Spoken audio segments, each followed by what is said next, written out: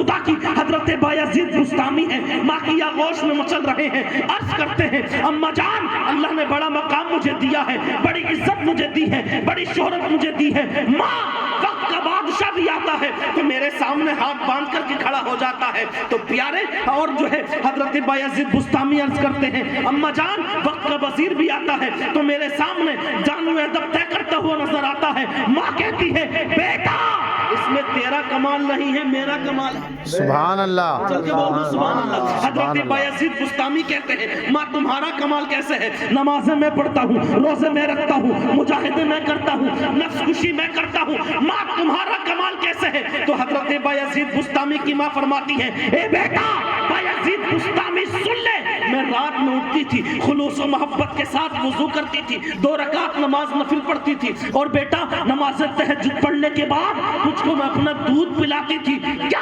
پوتر دور تھا کہ پہلے کی مائیں اگر اپنے بچوں کو دودھ پلاتی تھی تو وضو کر کے دودھ پلاتی تھی، پہلے کی مائیں اپنے بچوں کو دودھ پلاتی تھی تو قرآن پڑھ کے دودھ پلاتی تھی، پہلے کی مائیں اپنے بچوں کو دودھ پلاتی تھی تو اللہ کی تسبیح پڑھ کے دودھ پلاتی تھی۔ یہی تو وجہ ہے کوئی بیٹا غوث اعظم بنا، کوئی بیٹا سبحان اللہ، سبحان اللہ، کوئی بیٹا علاء الدین بنا، کوئی بیٹا نظام الدین بنا، کوئی بیٹا فرید الدین بنا۔